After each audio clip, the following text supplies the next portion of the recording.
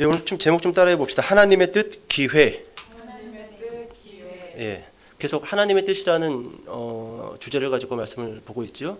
첫 번째는 하나님의 뜻 유다 땅으로 들어가라였어요.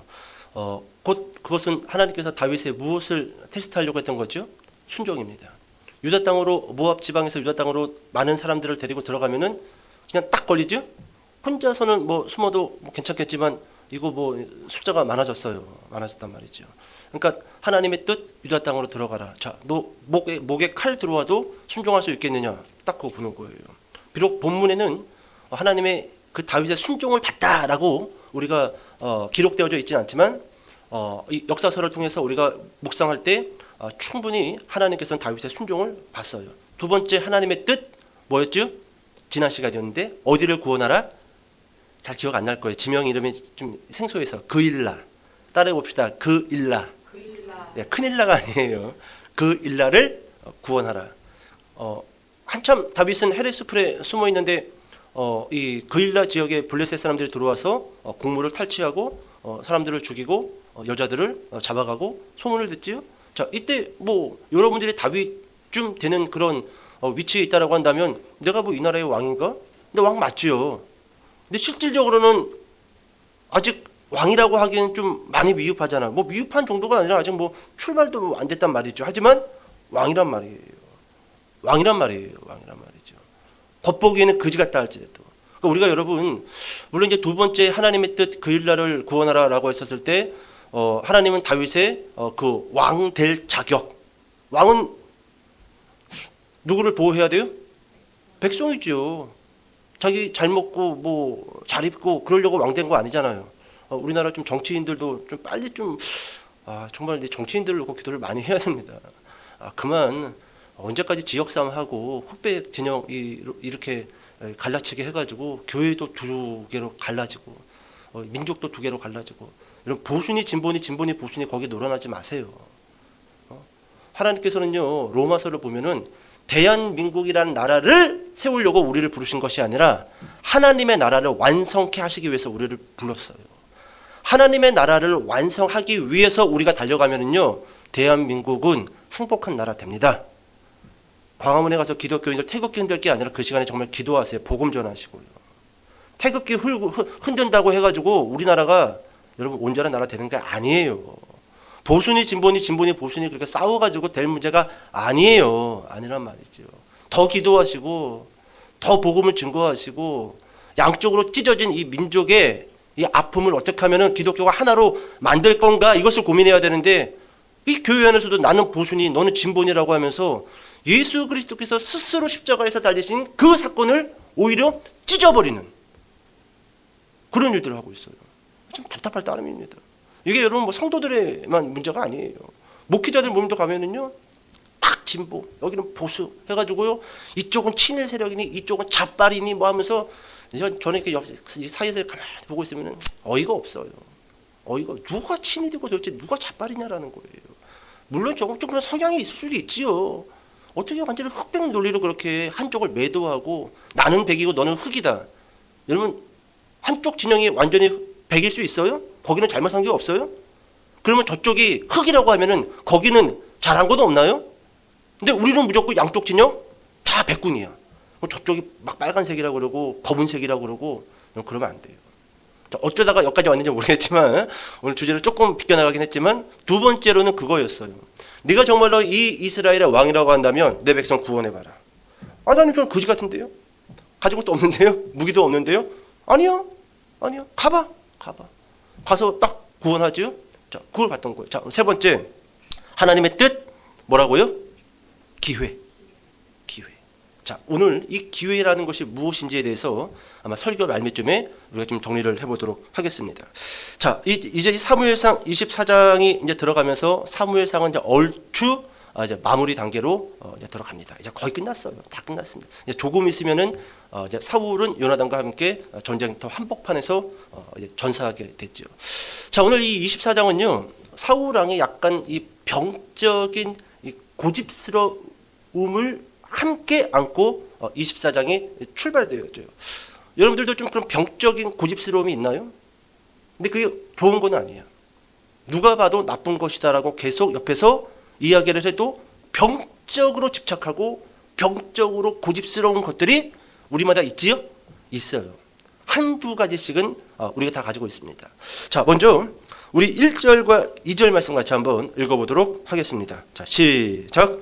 사울이 블레셋 사람을 쫓다가 돌아오매 어떤 사람이 그에게 말하여 이르되 보소서 다윗이 엔게디 광야에 있더이다 하니 사울이 온 이스라엘에서 택한 사람 3,000명을 거느리고 다윗과 그의 사람들을 찾으러 들염소 바위로 갈새.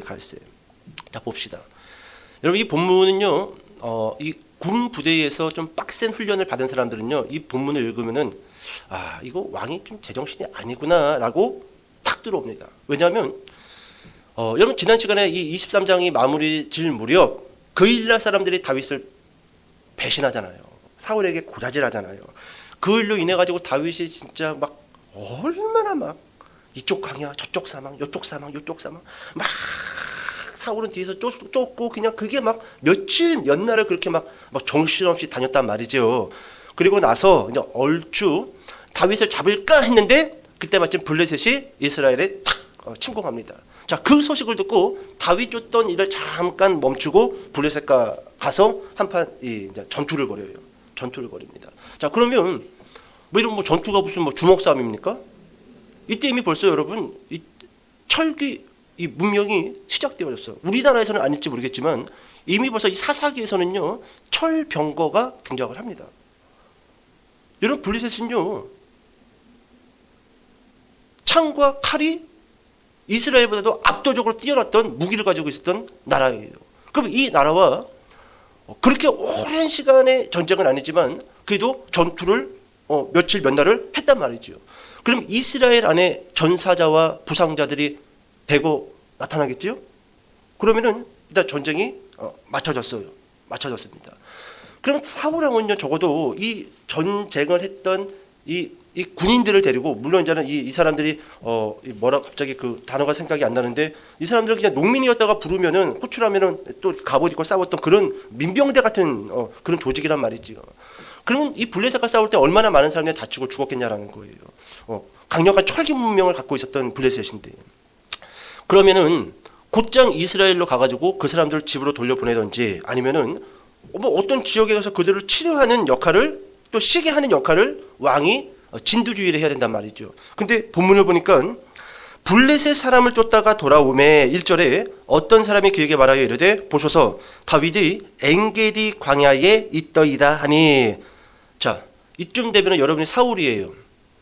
조금 전에 쫓다가 쫓지 못한 다윗이 엔게디라는 광야에 있다고 합니다. 그리고 네 뒤에 병사들은 막 사망자도 있고 부상자들도 가득합니다.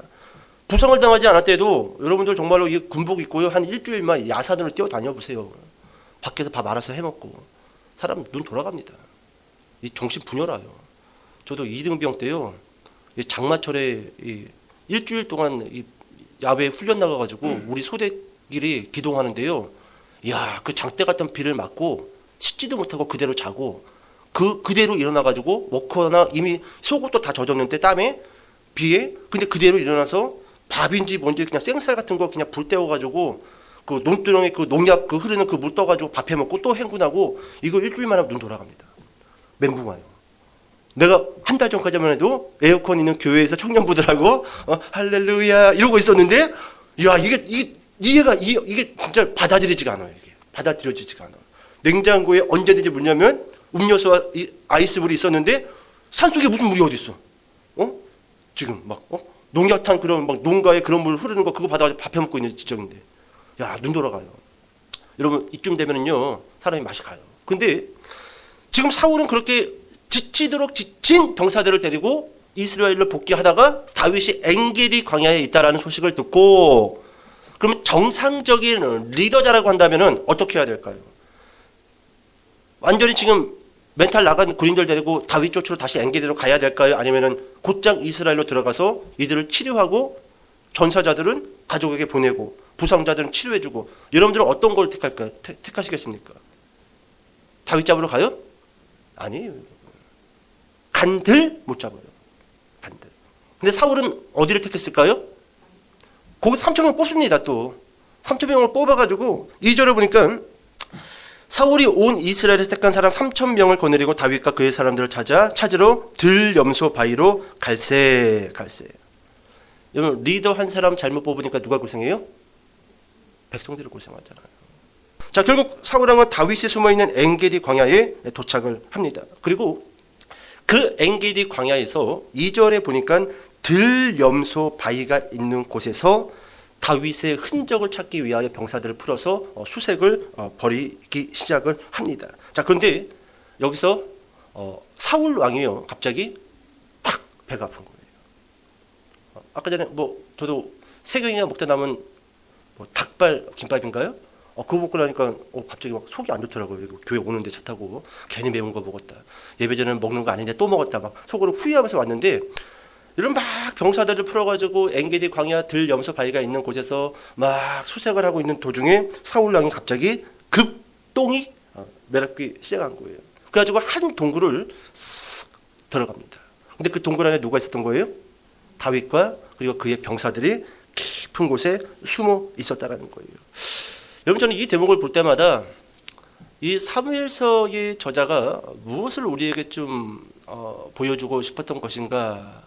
굳이 왕이 똥 싸는 그런 장면을 기록할 필요가 있었는가? 근데 저는 이 본문을 보면서 좀 이런 것들이 떠올랐어요. 여러분 제가 신병 때요. 신병 때 막 자대에 가서 그때가 이제 막 2월이 막 이제 시작할 무렵이었는데 군대에 가면 월요일이면요 대대 사열 때에 모든 대대 병사들이 도열을 해서 대대장 훈시를 듣습니다. 항상 월요일 아침이면은. 근데 그때가 추운 겨울이잖아요. 그러니까 뭐 안에 이제 내복도 껴 있고 전투복을 입고 그렇게 사열 때에 딱 서서 차렷 자세로 대대장의 훈시를 듣고 있는데 이게 항상 신병대대 실수예요. 이 군대 짬밥은 무시 못합니다. 보통 고참들은요 추운 겨울이면 미리 가서 소변을 보고 옵니다. 그리고 대대장 훈시가 있는 날에는 몇 시간 전부터 물을 안 먹어요. 추운 날에 자꾸 소변 매렵죠? 아니에요? 저만 그래요? 예, 보통 그래요. 근데 저는 이제 막 신병인지라 알아요 몰라요? 모르지요. 먹고 싶은 거 다 먹고 뜨거운 물 다 마시고 커피 마시고 그리고 딱 섰는데 이놈의 대대장이 그날따라 무슨 성령을 받았는지 이 훈식이 안 끝나. 나는 급한데. 근데 거기서 오줌이라도 뛰어가면 될까 안 될까요? 맞아 죽습니다. 맞아 죽어요. 그때만 해도 이 해병대가 구타가 심했어요. 맨날 그 캠페인 구타근절, 가혹행위 근절 맨날 그런 캠페인 했거든요. 툭하면 때렸으니까 저도 눈 뜨고 딱 일어나면 어디 땅바닥에 쓰러져 있고 맞다가 기절하고 저도 여러 번 있어요. 곡괭이 자루 창고에서 곡괭이 자루를 왜 갖다 놨는지 곡괭이 자루로 그냥 심심하면 그냥 빠따치고 막 주먹으로 그냥 막 주먹이 막 날라와요. 정신 없습니다. 빨리 기절하는 게 좋아. 괜히 기절 안 하고 버티다 보면요 더 맞아요. 그냥 정통으로 때려라 그냥 빨리 맞고 기절하게. 몇 번 땅바닥에서 일어나고 그런 적이 있단 말이죠. 그런 공포스러운 분위기에서 이제 신병이 막 급한데 대대장 훈시는 안 끝나고 야 그때처럼 힘들었던 적은 없었어요. 야 결국 제가 어떻게 했을까요? 쌌어요. 그냥 신체로. 싸고 얼지요. 겨울이니까. 그대로 쌌어요. 저만 쌌을까요? 예? 한두 명이 아니에요. 벌써 뒤를 보면은요. 몸을 바르르 떨지요. 바르르 떨어. 그럼 구두 워커 밑에 눈이 갑자기 싹 녹지요. 다 싼 거야. 저만 싼 게 아니에요. 얼마나 많은 사람들이에요. 근데 고참들은 안 쌉니다. 대대장의 습성을 알고 추운 겨울에는 소변 자주 매려운 걸 알기 때문에 몇 시간 전부터 물 안 먹어요. 물 안 먹습니다. 그래가지고 그냥 막 훈시 끝나고 막 중대로 오하열 맞춰가지고 행군하면서 걸어가는데 워커에 오줌 꽉 차 있고 막 걸을 때 질퍽. 야 이거만 있었을까요? 아니에요.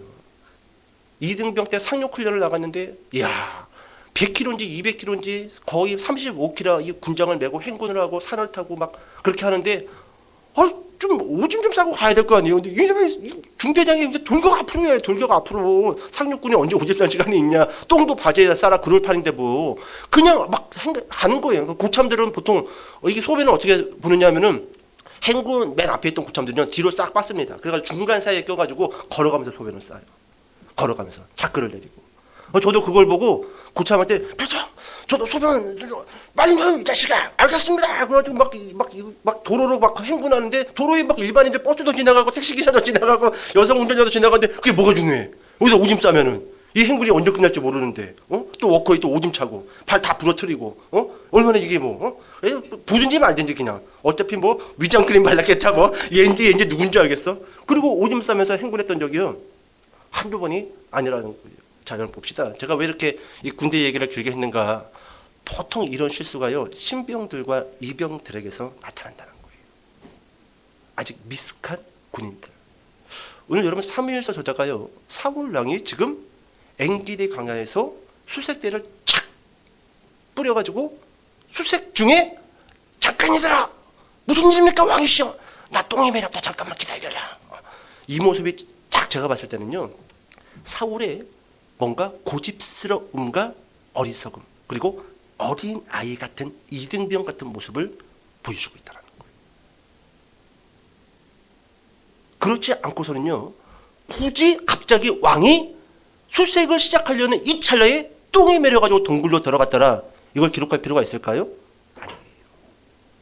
일부러 사울을 깎아내리려고 하는 것이 아니라 사울의 그 어떤 성향과 그리고 스타일과 그리고 인성이 뭐 그런 말 있죠. 초딩스럽다. 초딩스럽다. 그래서 그 모습을 마지막에 스며시 저자가 이게 지금 똥 사건을 통해 가지고 이 후대의 사람들에게 사울의 그 초딩스러움을 밝혀주고 있다라는 것이죠. 자, 이제 좀 넘어가서 자 24장 3절의 말씀 읽어봅시다. 3절. 자, 시작. 길가 양에 우리에게 이른즉 굴이 있는지라 사울이 뒤를 보러 들어가니라 다윗과 그의 사람들이 그 굴 깊은 곳에 있더니 아멘. 자, 드디어 사울은 급하게 뒷바지 춤을 붙들고 허벅지를 쫙 붙인 채로 동굴로 뛰어 들어갔습니다. 근데 조금 전에도 봤지만 그 굴 깊은 곳에는 다윗과 다윗의 병사들이 탁 매복하고 숨어 있었단 말이죠. 그러니까 되게 웃기지 않습니까? 다윗과 병사들은 딱 굴이 되게 많아요. 제가 그 자료 사진들을 보면은요, 이 지역에 굴이 뭐 한두 개가 아닙니다. 막 곳곳에 바위 사이사이마다 절벽 사이사이마다 막 큰 굴, 작은 굴이 엄청나게 많아요. 근데 하필 다윗이는 구굴로 들어갔어. 그만큼 많은 굴 중에. 계속 무엇을 보여주는 거예요? 사울의 초딩스러움. 왕이 되지 말아야 할 자가 왕이 됐다. 똥 싸는 것도 이상하고 하필 들어갔는데 또 다윗이 숨은 굴로 쏙 들어가잖아. 그러니까 뭔 일만 하면은 사건만 터지는 거예요. 이런 사람들 혹시 주변에 있나요? 빨리 도망치세요. 큰일 납니다. 인생 망해요. 빨리 도망쳐야 돼요. 빨리. 자, 결국 다윗과 병사들은요 뜻하지 않게 사울 왕 똥 싸는 모습을 뒤에서 지켜보게 됐어요. 뭐냐 이거. 뜻하지 않게. 자, 이때 여러분 다윗의 병사들은 이 다윗에게 이렇게 이야기를 하죠. 자, 4절 말씀인데 우리 4절 말씀 같이 한번 봐볼까요? 자, 시작. 다윗의 사람들이 이르되 보소서 여호와께서 당신에게 이르시기를 내가 원수를 네 손에 넘기리니 내 생각에 좋은 대로 그에게 행하라 하시더니 그것이 그날이니이다 하니 다윗이 일어나서 사울의 고도자락을 가만히 베니라. 아멘. 자, 다윗의 병사들이 다윗에게 딱 그렇게 이야기하죠. 하나님께서 이것은 우리에게 주신 기회입니다. 근데 제가 봐도 기회인 것 같아요. 여러분들이 봤을 때는 어떻습니까? 이것은 하나님이 주신 기회 같아요? 아니면 우연의 일치 같습니까? 그죠? 그 많고 많은 굴 가운데 하필 그 시간에 사울이 똥이 밀었고 뒷춤 잡고 뛰어들어왔는데 다윗 숨은 굴로 싹 들어왔단 말이죠. 그러니까 이건 누가 봐도 하나님의 기회다. 그래서 여러분 다윗의 용사들과 병사들은요 다윗에게 쓱 가서 이건 하나님이 우리에게 주신 기회입니다. 오늘 사울 죽이고 이제 다윗 왕국 세우라고 하나님이 주신 것 같습니다. 다윗도 그런가? 그러고 나서 일단은 칼을 탁 옆에 차고 본인이 직접 갑니다. 밑에 일을 시키지 않고 싹 가서 칼을 싹 빼죠. 그리고 사울의 목을 치는 게 아니라 어디를 쓱 자르죠? 옷자락 끄트머리를 싹 자릅니다. 근데 여러분 이 장면도요 이게 여러분 과연 가능한 일일까요? 그 동굴에서 조용한 굴에서 숨소리도 들리는 그 굴에서 사울이 똥 싸다가 자기 옷자락을 자르고 있는데 그걸 모를 수 있을까요? 모를 수 없죠. 계속 사무엘 저자가 사울 왕의 무엇을 드러내는 거예요? 초딩스러움. 바보 같은 어리석은 둔함. 근데 뭐는 쎄 또? 고집은 쎄 또 이런 것들이. 아유, 이런 인간들 주변에서 빨리 도망가세요. 누가 봐도 바보 같고 어리석은데 고집은 쎄, 똥고집은 또 돈을 많이 버는 그런 고집도 아니야. 그냥 막 누가 봐도 이상한 고집만 쎄. 사울이 그런 거예요. 그냥 지금 계속 24장에서는 이제 사울이 죽기 얼마 안 남았는데 계속 그 사울의 바보스러움, 어리석음, 눈치도 잘 못 채고, 근데 고집은 세가지고 남들 고생시키고 계속 그러한 모습들을 부추기고 있다라는 것이지요. 자, 결국 여러분 다윗은 쓱 다가가서 살며시 사울의 옷자락을 쓱 자르고 다시금 돌아옵니다. 자, 우리 본문 봅시다. 5절과 6절 읽어보도록 할게요. 5절과 6절 시작. 사울의 옷자락 뱀으로 말미암아 다윗의 마음이 찔려 자기 사람들에게 이르되 내가 손을 들어 여호와의 기름 부음을 받은 내 줄을 치는 것은 여호와께서 금하시는 것이니 그는 여호와의 기름 부음을 받은 자가 됨이니라 하고 아멘. 자, 이건 다윗은 글쎄요 반반이었던 것 같아요. 일단 칼을 차고 사울에게 갔던 거 보면은 긴가민가 했던 것 같습니다.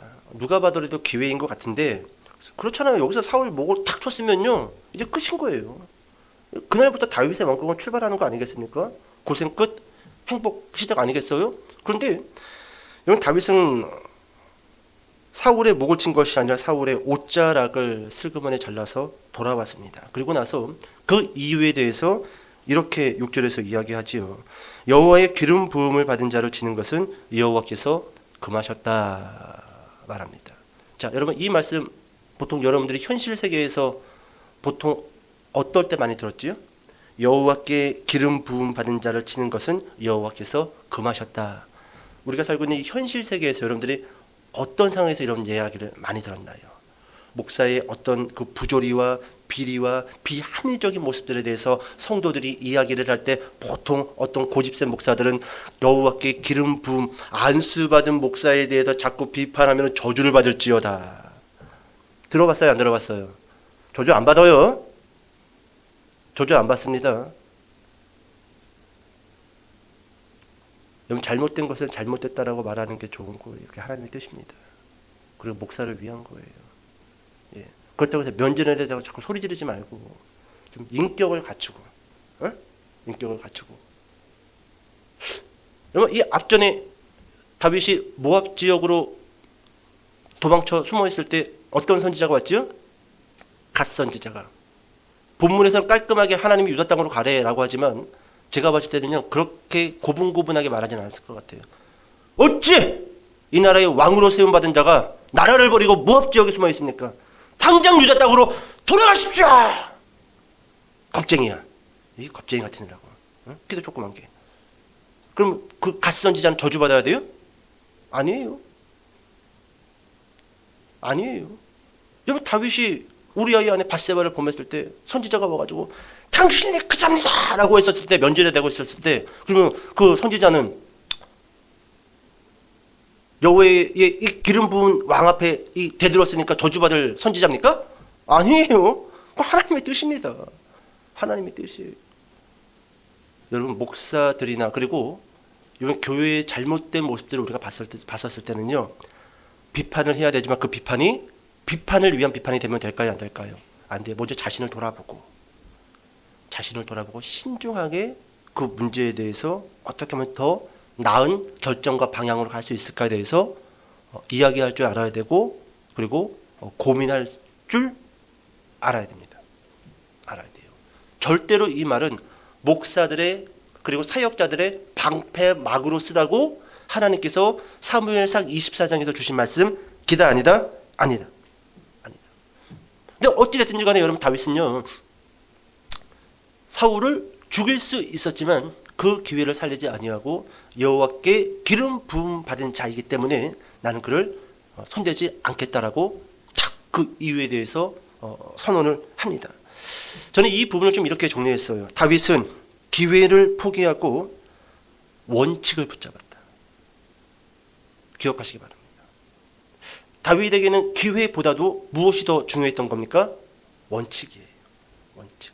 원칙만 잘 지키면요 조금 더딘 것 같고 조금 늦게 가는 것 같아도요 시간 지나고 나면은요 웃을 수 있습니다. 웃을 수 있어요. 우리 이번 주 월요일 날 뭐 지방에 또 원래에도 우리 열 몇 분의 목사님들하고 사모님들 여기 모여가지고 예배드리고 또 뭐 식사하고 그렇게 또 했는데, 보통 여러분 목사님들이 이제는 70을 앞두고 이제 은퇴할 때쯤 되면은요, 보통 그런 이야기를 많이 합니다. 뭐 막 목회를 시작하고 젊었을 때는 뭐 좀 더 크게, 좀 성도들 좀 더 많이, 뭐 좀 그런 교회에 대한 어떤 비전과 열망이 좀 있었지만, 은퇴할 때쯤에 하는 얘기는요, 내가 과연 컸든지 작았든지 원칙을 지켰는가예요. 원칙을. 그리고 원칙대로 살지 못하면요, 비록 교회가 컸다 할지라도요, 웃지 못해요. 큰 교회 목사님이기 때문에 차는 좋고 머리에 기름 발랐고 피부는 좋을지 모르겠지만 한쪽 그 얼굴 구덩이에 그늘짐이 보입니다. 그거는요, 다른 거 아니에요. 원칙이에요. 하지만 작은 교회를 출발해서 그렇게 30년 40년 하고 은퇴하시는 목사님들 가운데요, 그래도 난 끝까지 원칙을 지켰다. 하나님 앞에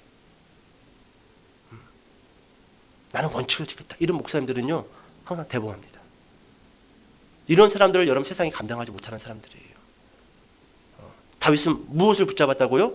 기회를, 원칙을 붙잡았어요. 이 기회가 과연 옳은 것인가?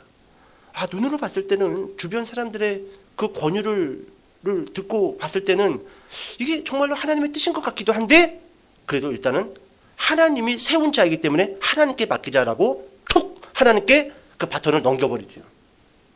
하나님, 이거 제가 아닙니다. 이건 하나님이 하셔야 될 문제입니다 하고 하나님께 탁 던져버리고 본인은 쓱 빠지면서 원칙을 붙잡았다라는 것이죠. 여러분, 예전에 이런 제가 신천지 CBS에 가서 그 교육을 받을 때, 이런 신천지에서 오랫동안 활동했던 이 지부장 역할을 했던 자매의 이야기를 좀 들었는데, 이 자매의 말은 이거였어요. 신천지로 포섭을 하기 위해서, 그러니까 전도를 하기 위해서 내가 술을 먹지 못해도 술을 먹을 수 있다.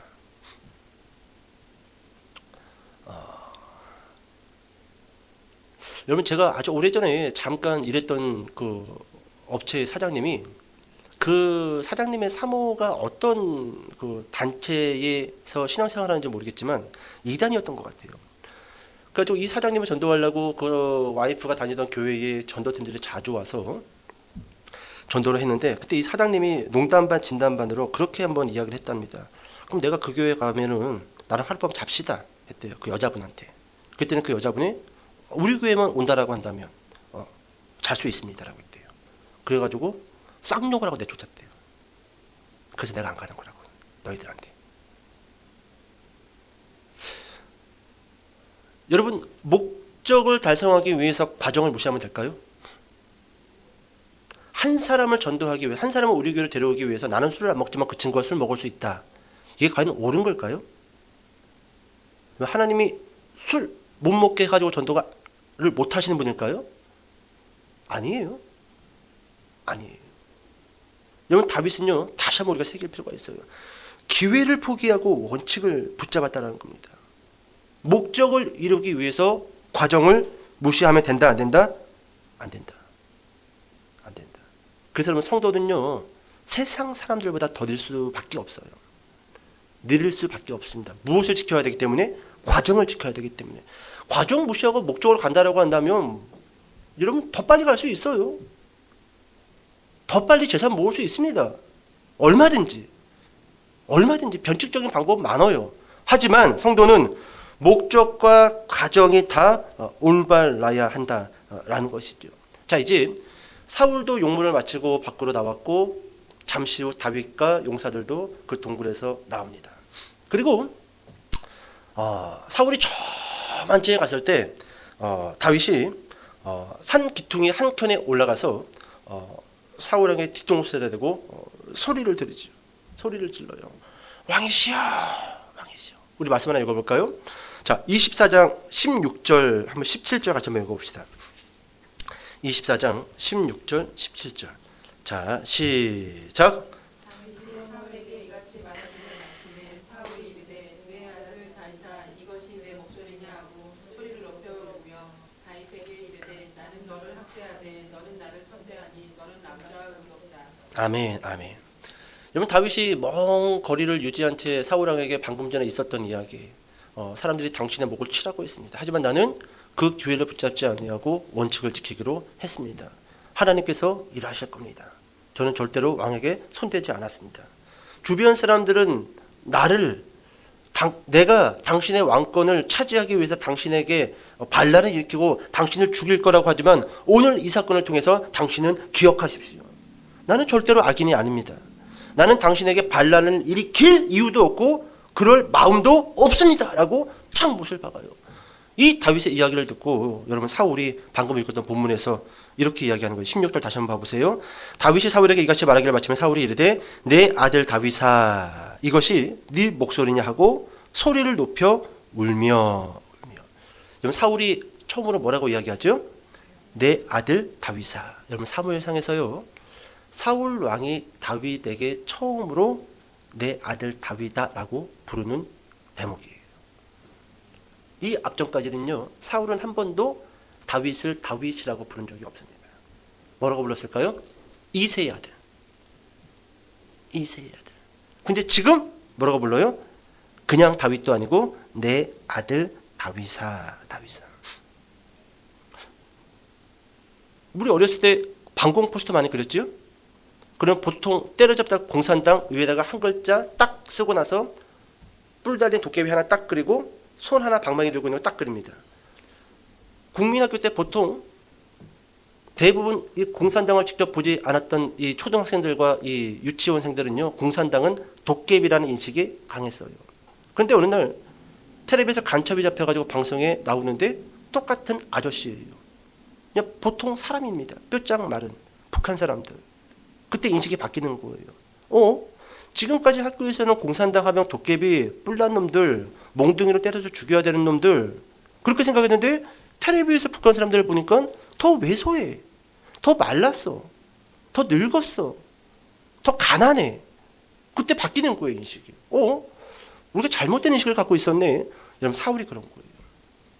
사울은요 어떤 과대 망상증에 사로잡혔던 것 같습니다. 다윗을 몰랐던 건 아닌데 자꾸 상상 속에서 다윗을 바로 그 때려잡다 공산당 도깨비처럼 막 키웠던 거예요. 그래서 모든 수에 대해서 나를 죽이고 나를 공격하고 이 나라를 빼앗으려는 모든 수에 대해서 다윗을 점점 풍선에 바람을 터치 그렇게 크게 만들었던 거예요. 그러니까 상상 속에 다윗을 가지고 있었던 거예요. 이새의 아들, 죽일 놈, 세상에서 가장 나쁜 놈, 이놈은 반드시 죽여야 된다. 그런데 이 순간에 다윗을 딱 봤는데 네 상상 속에 그 다윗이 아니라 그냥 자그마한 다윗이. 우리 사위, 우리 집사님도 그냥 사위가 그죠? 우리 사위야. 내 딸 남편. 이스라엘을 블레셋 골리앗으로부터 구원했던 그 소년 다윗. 그때 무너지는 거예요. 도대체 내가 뭐에 사로잡혔던 거지? 아니 저 어리고 키 작은 저 다윗을 내가 왜 죽이려고 이 미친 짓거리 하고 있는 거지? 그래서 이름을 부르는 거예요. 내 아들 다윗아 이것이 네 목소리냐 하고 소리를 높여 울었더라. 혹시 여러분들 눈에 영혼의 생각에 뭔가 과대망상증에 사로잡혀 있다고 한다면 이거 빨리 터져야 됩니다. 그게 무엇이 됐든지 간에 현실을 직시해야 돼요. 과대망상증에 사로잡히면요 계속 그거에 매여가지고 눈에 안 봬요. 안 봬요. 현실을 봐야 돼요. 현실을. 내 위치와 내 현재 영혼의 주소를 볼 줄 알아야 됩니다. 그래야지 제대로 걸어갈 수 있어요. 드디어 결국 사울은 다윗을 제대로 보게 됐다라는 것이죠. 자, 이제 설교 정리하겠습니다. 여러분 사무엘상 24장에서는요 두 사람에게 기회가 주어졌습니다. 첫 번째 다윗에게는 피해야 할 기회가 주어졌어요. 죽일 수 있었지만 피할 수 있는 기회가 주어졌단 말이죠. 두 번째 사울 왕에게는 어떤 기회가 주어졌었냐면은 다시금 믿음을 회복하고 말씀을 붙잡을 수 있는 기회가 주어졌던 겁니다. 내 아들 다윗아. 그리고 울잖아요. 이건 하나님이 지금 사울 왕에게 주는 기회예요. 과대망상증을 터뜨렸단 말이죠. 그리고 현실을 직시하게 됐어요. 아 나는 이제 물러나야 되겠구나. 나는 더 큰 왕국을 꿈꿨는데, 나는 저놈을 죽이고 밟고 올라가서 나는 더 화려한 장밋빛 미래를 꿈꿨는데 내가 미쳤구나. 내가 지금 뭐에 사로잡힌 거지? 그러니까 주신 기회란 말이죠. 근데 다윗은 아까 전에 그 기회를 잘 붙잡았어요? 못 붙잡았어요? 붙잡았잖아요. 옷자락만 자르고 싹 빠졌잖아요. 하나님께 바톤을 넘겨버리고. 근데 사울은요, 비록 내 아들 다윗아 그렇게 소리를 높여 울었지만 그 기회를 붙잡지 않습니다. 24장 마치고 25장으로 넘어가면 다시 사울은 돌아가서 다윗 죽이려고 병사들을 재정비합니다. 여러분 좀 설교 이렇게 맞춰볼 거예요. 어리석은 자에게 권력을 주지 마라 라는 책이 한 권에 있습니다. 여러분 이 책에서는요 이런 이야기를 해요. 어리석음은 지배자의 어리석음이며 그것은 국민으로부터 나온다. 근데 제가 말씀드리고 싶은 것은 이겁니다. 이 어리석은 자들은요 악의 이 뿌리가 깊이 박혀 있는데 그 악의 뿌리를 추적해 들어가면은 오류에 대한 고집스러움이 있대요. 이미 벌써 오류, 에러가 떴어. 내가 하는 게. 내가 세운 계획과 내가 추진하고자 하는 그 일이 오류야. 그거 하면 안 돼. 근데 계속 거기에 대한 고집을 피운다라는 거예요. 특별히 이 오류에 대한 고집이 어리석은 권력자에게 주어지면은 국민들이 너무너무 힘들어진다라는 겁니다. 여러분 잘못되었다고 입증되었는데 오류에 대한 고집을 피고 있다라고 이 책에서는 첫 번째로 말해주고 있어요. 두 번째로 말해주는 게 뭐냐? 사고의 황폐화입니다. 더 이상 사고하지 못한다라는 거예요. 그러니까 지금 나를 알고 내가 가지고 있는 그 소스를 보고 내 주변을 보고 이것들을 데이터를 봤었을 때 그것을 빨리 사고해가지고 어떻게 가는 게 더 좋을 것인가, 어떻게 판단해야 될 것인가, 이 기회에 나는 무엇을 버리고 무엇을 붙잡아야 될 것인가, 이 사고를 해야 되는데 이 어리석은 자들은요 사고가 황폐화되어져 있기 때문에 이미 내가 잘못 생각했고 내가 잘못 선택했고 이미 내가 잘못 가고 있는데 계속적으로 옳다라는 생각을 막 그 주입을 한다라는 거예요. 오라. 결국 그럼으로 인해서 그의 삶은 황폐하게 될 거라는 거예요. 사고의 황폐화. 혹시 여러분 우리 안에 뭐 이런 뭐 사람이 있지는 않겠죠. 오류에 대한 고집, 사고에 대한 황폐화. 여러분 사울이 딱 이와 같은 지금 인물이에요. 이미 에러가 떴고 잘못된 것에 대해서 적색불이 들어왔는데도 고집을 펴요 안 펴요? 피지요. 그런데도 이 고집을 안 꺾으면은요, 제가 여러분들에게 목회자로 들을 수 있는 말은 멀리하시는 게 좋습니다. 이런 사람들은요. 그리고 심리학자들도 이런 사람을 만나면 멀리하라고 해요. 멀리하라고. 될 수 있으면은 상종하지 마십시오. 안 바뀝니다. 사이코패스, 소시오패스 그런 부류의 한 사람이라고 하는데 멀리하래요. 안 된다라는 거예요. 사고가 황폐화되어졌고 계속 오류에 대한 고집을 주장하기 때문에. 9절 말씀 제가 읽어드릴까요? 다윗이 사울에게 이르되 보소서 다윗이 왕을 해하려 한다고 하는 사람들의 말을 왕은 어찌하여 들으시나이까. 그러니까 지금 이 사울랑 주변에 계속 어떤 간신들이 뭐라고 이야기하는 거예요? 다윗이 왕을 죽일 겁니다. 다윗이 왕을 죽일 겁니다. 근데 지금 다윗이 뭐라고 이야기하죠? 그 사람들의 말을 듣지 마십시오. 오늘 이 사건을 통해서 저는 증명했습니다. 제가 왕을 죽이지 않을 거라는 것. 저는 증명했습니다. 주변 사람들의 말을 듣지 마십시오라고 다윗이 이야기했단 말이죠. 근데 이런 어리석은 자들은 무엇의 황폐야? 따라해볼 사고 생각이 황폐화되어져 있어요. 그러니까 똥개는 똥만 찾고 다니잖아요. 그냥 그거밖에 안 보이는 거예요. 더 때려 새로운 것에 대해서, 더 좋은 것에 대해서, 더 나를 개선시킬 수 있는 것에 대해서 사고가 황폐화되어져 있기 때문에 계속 갔던 길만, 계속 봤던 것만, 계속 만났던 사람들만 만난다라는 거예요. 제가 어저께 우연히 유튜브에서 차승원 씨, 영화배우 차승원 씨 쇼츠를 봤는데 한 인터뷰에 차승원 씨가 그런 얘기 하더라고요.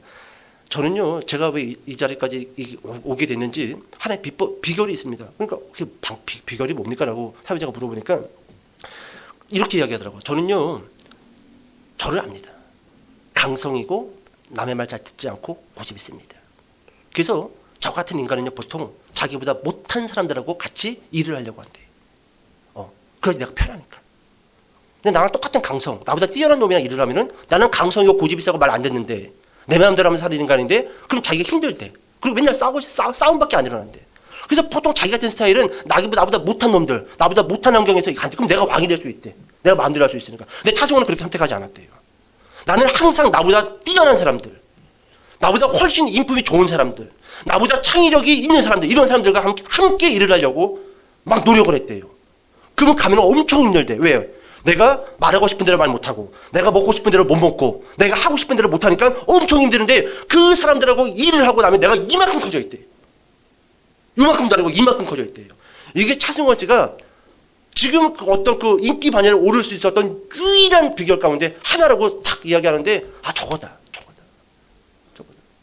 여러분 지금 사울왕 봐요. 다윗이 이야기하잖아요. 주변에 간신들의 말 듣지 마십시오. 제발 그런 간신들의 말 듣지 마십시오. 근데 들어요, 안 들어요? 25장 가면은 또 들어요. 또 똑같은 인간들 불러가지고 또 똑같은 인간들하고 밥 먹으면서 또 그 사람들의 말을 들으면서 그 밥의 그 나물인 거야. 계속 그 밥의 그 나물. 그 밥의 그 나물. 여러분 다윗은요 원칙을 붙잡았습니다. 자, 결국 이거는 우리에게 무엇을 말해주고 있냐면, 잘 들으세요. 이게 핵심이에요. 하나님의 나라는 칼이 아니라 용서와 자비라는 원칙으로 세워진다라는 겁니다. 칼이 아니라 무엇으로 세워진다고요? 용서와 자비라는, 이게 하나님의 원칙이라는 거예요.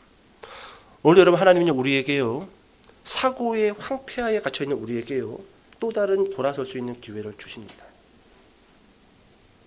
그리고 그게 내 귀에 들리고 내 마음에 물림이 있다고 한다면, 하나님 그러면 저는 어떻게 생각을 해야 될까요? 제가 어떻게 지금 이 인생의 길에서 돌아설 수 있을까요? 하나님은 사고의 황폐야, 오류의 고집이라는 그 아집 속에 갇혀져 있는 죄인들에게 돌아설 수 있는 기회를 오늘도 제공하고 있다라는 거예요. 오늘 여러분, 양갈래의 길에서 우리가 무엇을 선택하든지 간에 그것은 우리 몫입니다. 우리 몫이에요. 하지만 우리 몫이기 이전에 먼저 하나님 앞에 우리가 무릎 꿇을 필요는 있어요. 하나님의 상황과 주변 사람들의 말은 이게 기회라고 하는데, 과연 이게 기회인지 저는 잘 모르겠습니다. 하나님 원칙을 붙들게 하여 주시옵소서. 조금이라도 하나님이 싫어하시는 일이라고 한다면은 과감하게 그 기회를 끊어버리고 원칙을 붙드는 사람 되게 하여 주시옵소서. 저는 결국 웃어요. 하나님의 백성과 하나님의 나라는 그렇게 세워져요. 자비와 용서와 그리고 믿음이라는 원칙을 통해서 교회와 하나님의 나라는 세워집니다. 자, 그렇게 이런 원칙을 통해서 세워지는 저와 여러분 되시기를 주님의 이름으로 축복합니다. 기도하겠습니다.